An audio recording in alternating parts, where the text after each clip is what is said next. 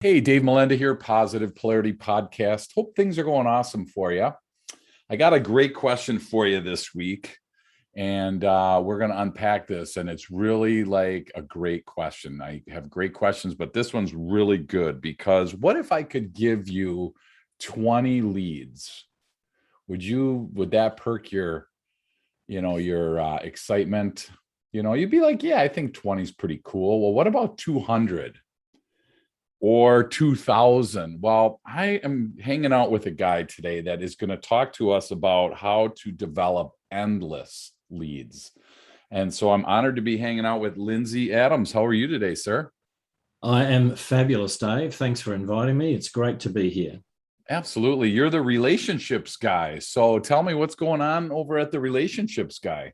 Well, the relationships guy, I'm based in Brisbane, Australia, on the East Coast. And it's funny how that came about. I've been self-employed now for 21 years. I started my business on the 3rd of July in the year 2000. And had an amazing experience. And a couple of years ago, one of my friends said to me, you're amazing. Like you're so good at this relationships things. You're the relationships guy. And I went, what did you just say? You're the relationships guy. And I went, oh, I like that. There you go. I went online, checked the URLs, nobody was using it. And I went, that's me. I'm the relationships guy. And really, I built my business. I've run my business. In fact, the house I live in, I built myself by relationship. And so relationships underpin everything that we do in business. You want to be a great leader, got to be in relationship with your people. Want to work in a great team, got to be in relationship with your teammates. Want to sell stuff, got to get into relationship with your prospects or your customers. So it's a critical piece, it just underpins everything. Sure. And it sure feels like it should go without saying, right? For some odd reason, you would think that it would just be kind of, a foundation of every relationship or every group, every team. It would be how well you get along. And it's just crazy how little we actually invest in those relationships. So you actually talk about relationship marketing as well. So kind of unpack that for us if you can. Okay. I mean, look, relationships marketing is really simple. It's basically doing business by relationship. Other people call it referral marketing or networking. And really it's about getting into relationship quickly with people that you want to do business with, and then leveraging those relationships to open up opportunities. See, here's the thing, Dave. A lot of people go networking and they think they're going to go and sell something. Mm-hmm. You never go networking to sell anything. You go networking to build a relationship. It's relationships first, sales second. And until you can get into relationship with somebody and they know you, they like you, and they trust you, they are not going to do business with you. Sure. And so it's got to be relationship based. And so if you've got a good relationship, you're going to do business. Yeah, that's really, it's so simple, but yet it's so, that question that you brought up that probably I would normally have breezed right by, but I want to circle back. Why, if you're listening today and you network, I think it's a great question to ask, why are you doing it?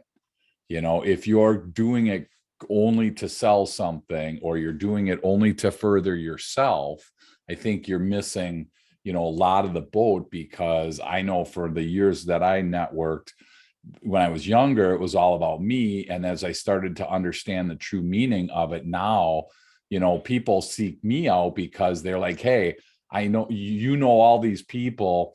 Who do you know that can do this for me? Or, who do you know that can do that? Right. I love that kind of stuff. So, what is it? So for your definition, Lindsay, why do you network? If I asked you that, what's your answer to that? Well, this is a really good question, Dave, because a lot of people go networking and you say to them, or I say to them, why are you here?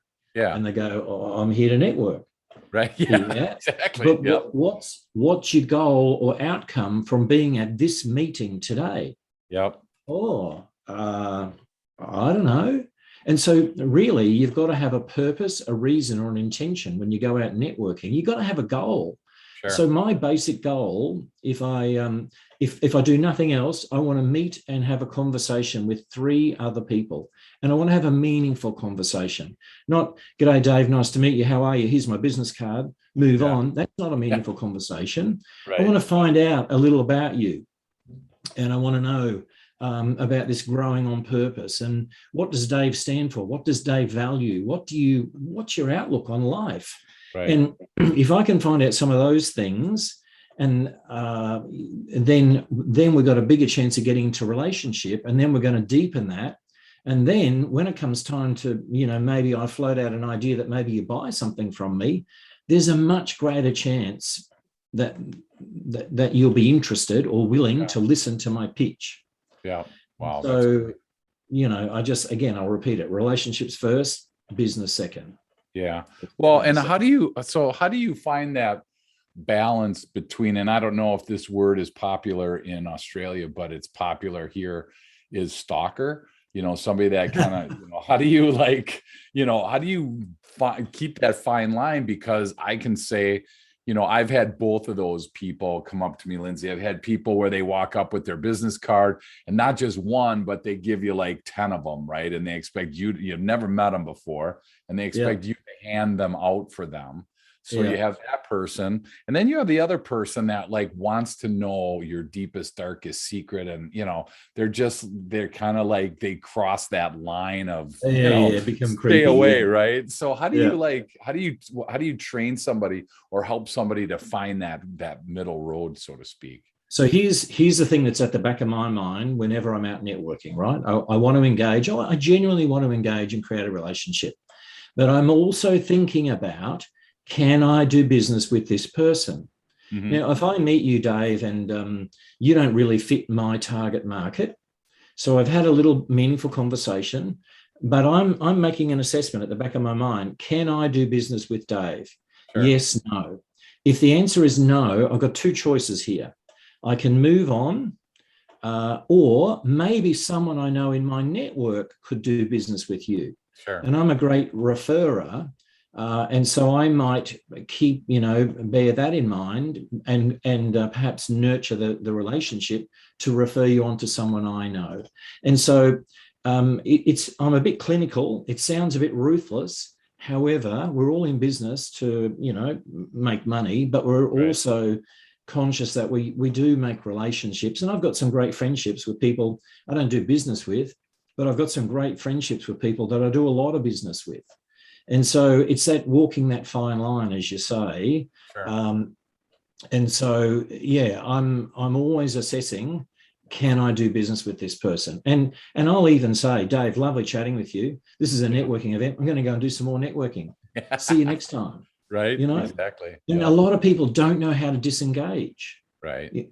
And a lot of people don't know how to engage. That's another problem. But anyway. Well, and you have the clinger, right? That just won't leave you alone. And so that's obviously, what I see here, Lindsay, a lot of times are people kind of talk themselves out of a networking event, and whether it's a night, I'm going to just say it's a night one, a 7 o'clock, you've worked all day, you're driving home and you're thinking, okay, what am I going to wear to this? I'm going to quick change and then I'm going to go. And you're driving and you're like, I don't really feel like it. What am I going to talk about? I've had a tough day. You start to find all these reasons not to do it. And it's kind of the opposite for me, because if you've ever done any work with the strength-based leadership thing, you take an assessment and there's 5 strengths that come out of that. Well, one of them for me was dot connector. So I actually enjoy saying, who do I know that I could connect with Lindsay? And I'm doing this way before I'm thinking, what can Lindsay do for me? Yeah. And again, there's no right or wrong way, I don't think, to doing this. It just seems to be successful from a relationship perspective. Absolutely. I mean, like I started out with, if I said to, if you said to the listeners, I have an endless stream of leads for you. I mean, who's going to say, nah, you know what, Lindsay, nah, I really don't want that. I'm good. I have way too many right now. I can't get to all the leads I have. So when you walk in with that kind of that hands out, giving type thing, I think that you're way more successful in your networking. So in my mind, that's kind of how I would define that relationship, piece, that networking. And so they gave you that title of relationships guy. So do you now have to like live up to that, or it's like now the pressure is on that you're always, does it come natural? I guess is my question. The pressure's on, but it's something that I've just done naturally. I'm the youngest of 5 boys. My oldest brother I wrote about him in my book, and you can see it over my shoulder, the DNA of business relationships. And I called him a keeper in toucherer. It's not, just a silly title, but he's one of the guys that I learned networking from, and he keeps in touch with people. Over his career, he's made a lot of connections, but he keeps in touch. Someone contacted him, said, I'm at a loose end now, I'm looking for work. And he went, I think I might know someone who could help you. And he connected him to somebody, and this guy, got him a job in no time flat. That's and great. So I think that's, another critical piece. It's about, as you do, join the dots. It's about thinking about how can I be of service to this person? And I think that's a big piece that underpins the relationship thing. It's not about what's in it for me all the time. It's how can I serve someone else? Because you know how it works, universal law. If I help you, you'll help me back, or if I help you, the universe will provide. That's my belief anyway. Sure. Yeah, no, absolutely. And I think you touched on another piece that I don't want to miss is that follow-up, because I know that I've run into a lot of people that at a networking event, and they get all excited to try and sell me something, or they think they got something for me or whatever, and you never hear from them again. That's what I think is so important about that goal that you stated. Number one is, to whatever that performance is, whatever that is, you want to meet 3 people, you wanted this, you wanted that, whatever that is. That's kind of like half of that goal, because the second half is then how do I follow up with that person to make sure that I'm doing what I said I was going to do. I mean, nothing worse than somebody says, I want to introduce you to somebody, and then you never hear from them again, Well, so think of it like this. I call it the small act of service. So if I've had an interaction with somebody, no matter what, I will follow up, usually with a handwritten note. Now, think about this for a minute, Dave, and something for your listeners to ponder. How many handwritten notes have you received lately? Right. So a little handwritten note and said, something like, "Hi, Dave, so nice to meet you.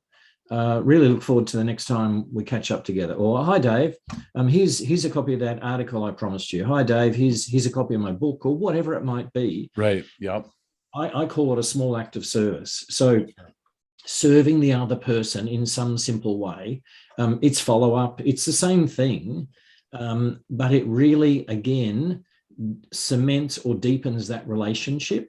And then, if you're on the receiving end and you get this little handwritten note, you go, "Oh, wow, isn't that nice?" Sure. We're all busy people these days. So if you can't do a handwritten note, send an email. It's almost as good. But, our inboxes do get pretty swamped with stuff.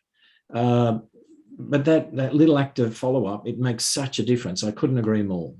Yeah. And I think you hit it on the head right there with, there's so many things that are coming in our inbox. There's so many things that are in our mail. And I know, when I look through the mail and there's a handwritten letter, I don't care who it's from, that's like the first one that gets open. Yeah. Right? So I think that that's really important. And I don't know what everybody's thinking that they're listening. My thought is, as I get older, I'm starting to think less about quantity. I don't want to meet 100 people and remember 3 of them. I'd rather meet 3 of them, remember 3 of them, and then, follow up with something like that, follow up with whatever you want to do to follow up to really, like I'm in the same spot you are. When I meet somebody and I send them a free copy of my book, it's like, man, they always appreciate that. There's always something there. Now it's kind of on them to say, "Hey, thanks." And again, I'm not here to, pressure anybody. I just think it's cool that, you give first and then you see what happens. And they're like, oh, I know somebody that needs this book, or I know somebody that needs to talk to you, or whatever it is. So I really appreciate that piece. So it's an interesting one. Are you on LinkedIn, Dave? Of course yes. you are. Yep. I'm on LinkedIn. You know, most of probably the people who are listening to the podcast are on LinkedIn. Right. How many of you have had an experience of someone and then gone and written a review about that person? I mean, how hard is it? It takes what, 2 minutes? Yeah. You know, I just saw Dave present. I just listened to Dave's podcast. And it was amazing. What he, you know, the questions he asks, he's very insightful. He's clever. He's witty. He's smart. He's handsome. All right, he's clever and witty. Yes. Anyway, thanks. But you know where I'm going. Yeah, absolutely. And it takes but a minute. And it's a little gift which costs you nothing but means so much to the other person. Yep, absolutely. And it's so simple to do. Yeah. So our local grocery store actually really, they all know my wife, because every time we go, she takes her time to find somebody that's helped her get their name, and then create, you know, write out something for them on their website, so that, because they actually get, I don't know what they get kudos, they get points, whatever, you know. But I think it's so cool, because now, you know, if you're the type that enjoys a good customer experience, you have just kind of set yourself up for a better experience, because they all know, holy cow, she really appreciates a customer experience, a good experience. So, you know, it's the same way in that networking piece. When people get to know, like I said, that you're the dot connector, you're the relationships guy, whatever it is, they really can appreciate the value that you can add to a conversation. And as that old saying goes, what goes around comes around. Yeah. I hope that works. Right. That's awesome. I believe it does. Yeah. So you on the relationship marketing side, you know, what are a couple of things that are really helpful in that realm for us? I mean, if we think that we're doing it, but we're not sure, how can we check to see, you know, are we doing this? There's a couple of really simple things, and it's not complex, right? Not rocket science. First thing, listen more, talk less. Okay. When you go to an event, listen to the other person, look them in the face, look into their eyes, and listen as if this is the best conversation you've ever had in your life. Sure. Now, how many times have you been to an event and you're talking to someone and you see their eyes, they're darting around the room, looking to see who else is there that they might want to chat to. Oh, yeah, Dave's all right, but that might be someone more interesting over there. No, focus on Dave. Look him in the eye. Listen to him. Listen more, talk less. The next thing to do is find the common ground. Find what you got in common, and talk about that. Now, Dave, you and I, before we started recording, discovered we both have grandkids. And so, you know, we can talk about grandkids till the cows come home. Isn't it wonderful? You know, at the end of the day, we can send them home. Yep. And we can love them to bits when we got them. We can spoil them rotten. But when they get a bit, we go, here you go, mum. Here you go, kids. Take them home again. Now, so there's something we have in common. We could talk about that, you know, for a lot. Now, the other thing is to ask clever questions. Now, what's a clever question, I hear you ask? It's an open-ended question. Yep. So in Australia, a very typical question is, "G'day, how are you?" The typical response is, "Fine, thanks." Even if you've got your arm hanging by a thread and blood gushing everywhere, it'll be "Fine, thanks." Yep. And that's a closed question. Sure. Instead, ask something like, "Well, how do you know Dave, and what brings you to this event today?" Sure. Open up the conversation. Yep, that's awesome. And then apply the 80-20 rule. Get them talking 80% of the time and you talk 20% of the time. Yeah. And seriously, if you get them talking about themselves, they will like you and they won't even understand why. Right. And it's just because you got them talking about them. So ask them about their business, ask them about their experience, ask them about them. Get them talking about them. Right. Really simple stuff, yet powerful. Yeah, and I think that you nailed it when you think about a clever question, because you can ask, "Hey, how's business?" I mean, that's kind of like a cliche, who's going to say, like you said, oh my gosh, I'm like 10 minutes from going bankrupt here. If I don't sell something, in the next 10 minutes, I'm shutting her down, right? You don't get that. When you ask those surfacey questions, you end up with the surfacey answer, and I always laugh here in the US.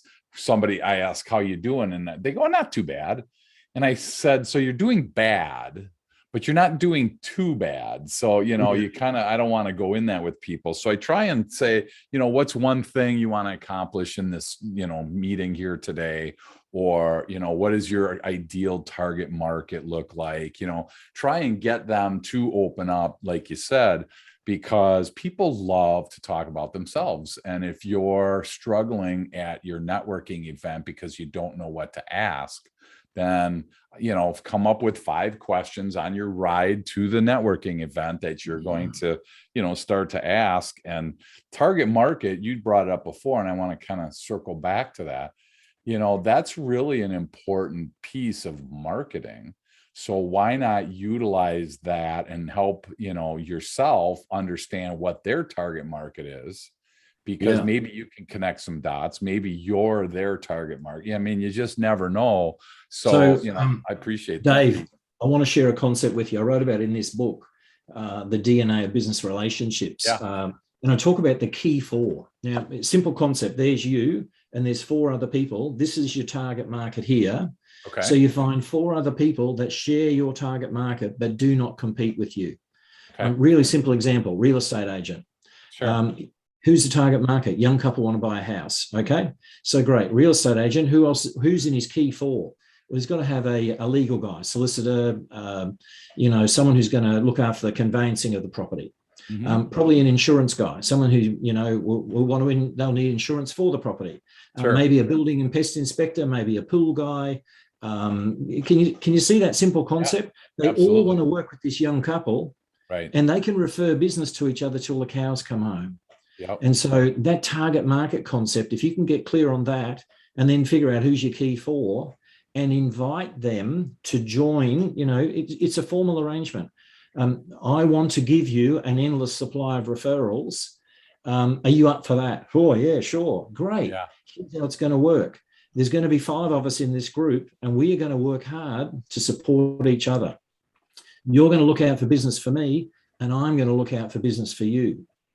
And, if you get that little machine happening, you'll get business coming in till the cows come home. And here's the other thing. So this is one key 4, but you can have another key 4 hanging off of here or here or here. Sure. So you network, some, like the insurance guy knows someone, and he could have another key 4, and then there could be another key 4. And before you know it, you got 20, 30, 50 people in your network. Yep. And you ask the question, hey, who do you know who can help me with X? Right. And somewhere in that network, someone's going to come forward and help you out. Yeah. And I think that's, I learned that not too long ago, because a lot of people in networking would say, I don't know, they sell real estate, right? Like you said. So a lot of times you get people that say, hey, if you know anybody that's selling a home, let me know. Well, that's like a rhetorical question, because it's really an easy way to go, okay, yeah, for sure, I'll let you know, and bam, you're on to the next. I found that if you say, hey, Lindsay, who do you know right now that's trying to sell their house or thinking about selling their house? And then you just kind of stop and wait. I mean, you still might get I don't know, but at least you're causing people more often than not to go, holy cow, I just, my neighbor was just talking about it the other day, or whatever that looks like. So I think if you drill down, like you said, a little bit, there's some real nuggets there that you can keep yourself really busy, and thus the endless supply of leads.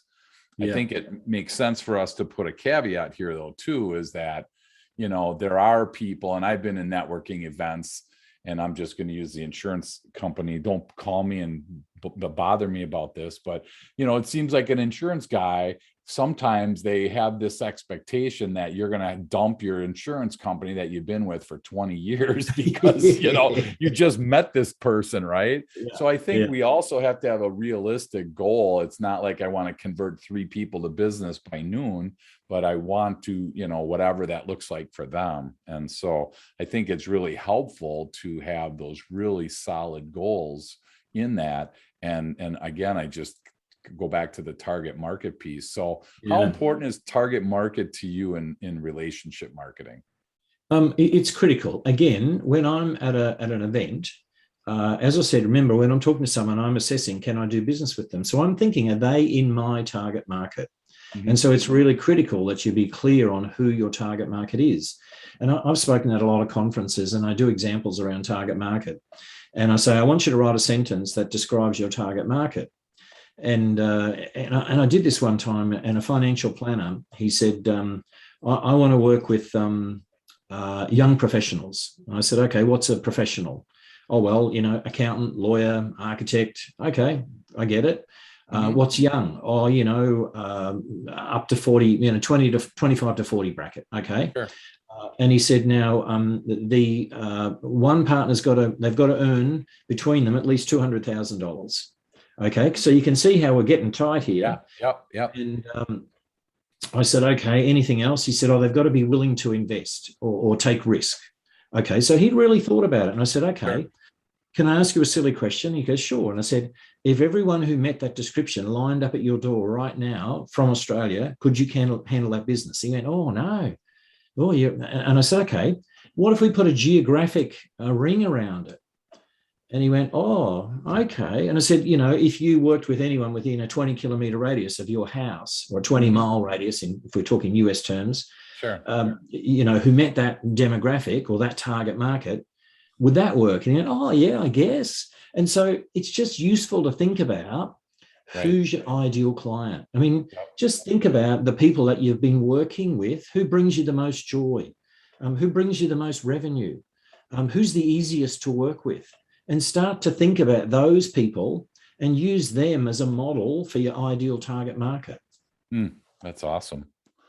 And I think now, if you can sell something to a left-handed blue-eyed plumber, then you would be like, that's niching down, right? I personally enjoy selling anything to anybody. So it's interesting though. You hear that word niching down and people really want you to focus.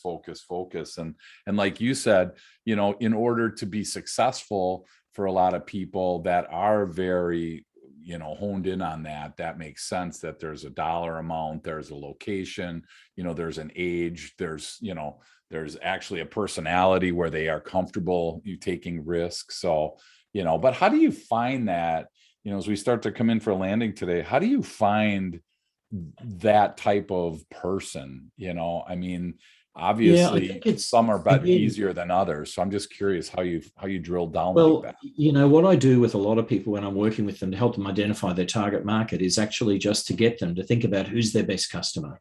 Right. And they go, oh, we got this bloke called Dave. Okay, well, describe Dave to me. Describe Dave's business. And so again, it's like, think about who have you got already that's the easiest person to work with, that brings you the most revenue and gives you the most joy. That'll give you a pretty good indicator of who you want to work with. And then think about the customer who's the biggest pain in the butt. And they're the ones you don't want to work with. Give them away to your competitors. I mean, seriously. Find a reason not to work with them. And it's a scary concept when you say that to people. Give them away to your competitors. They go, but what? Yeah. If they're hard work to work with, what are you doing it for? Sure. Yeah. And so, that's sort of the parameters that I'd start with. And for your listeners, thinking about, well, who have I got that's easy to work with and brings me good revenue? And start to build a model around working with more of them. How do I find more of them? And that's, I guess, though, I want to, if you feel comfortable answering that question, let's say we've really honed down and identified a person or a characteristic, an avatar, whatever you want to call it. Where do we then go to find, in that financial planner situation? we can find people with a geographic, we can find people with an age, we can find people with the money thing, but how do we get into, they have to be willing to take risk, or they have to be forward thinking about they want to invest rather than they're just, spenders, they're savers. How do you do that? It's a bit like mining that seam of gold. The old miners they'd find a seam and then they'd follow it and empty out the seam. And so it's about finding out where there's one, there's going to be more. Gotcha. So they might be in an association. They might belong to a club. They might belong to a certain industry. Okay. And so it's about finding the seam and following that. And so in terms of finding out, are they willing to take risk? That's something you got to ask them, gotcha. That's part of the interview process. Sure. But it really, again, I've done a lot of work in associations. And so, go and speak at an association conference, for example, and then a lot of the members want to do business with me. And so that's a seam of gold for me, Sure. Yep, absolutely. So it's about finding the seam of gold, if I can put it that way. That's great. So when did you release your book, The DNA of Business Relationships? It's been on the market now about 2 years, and we're chugging along well. Lots of nice reviews on Amazon, and it's freely available there if your listeners are interested. It's in it I tell the story, and the house I live in, I built myself by relationship. Okay. So me and my 70-year-old apprentice, my dad, built the house. We physically put up the frame, and I subcontracted all the other bits and pieces I couldn't physically do myself. Okay. But anybody who came on site was either known to me personally or referred to me by someone that I knew or trusted. Gotcha. Now, there were a couple of exceptions. I sat on a plane and I flew to Canberra. I worked in the tax office at the time, and I had to go down to head office for a couple of days' work. And I sat beside the state sales manager for Austral Bricks. And, me being me, on the plane, this guy sitting beside me, I start chatting.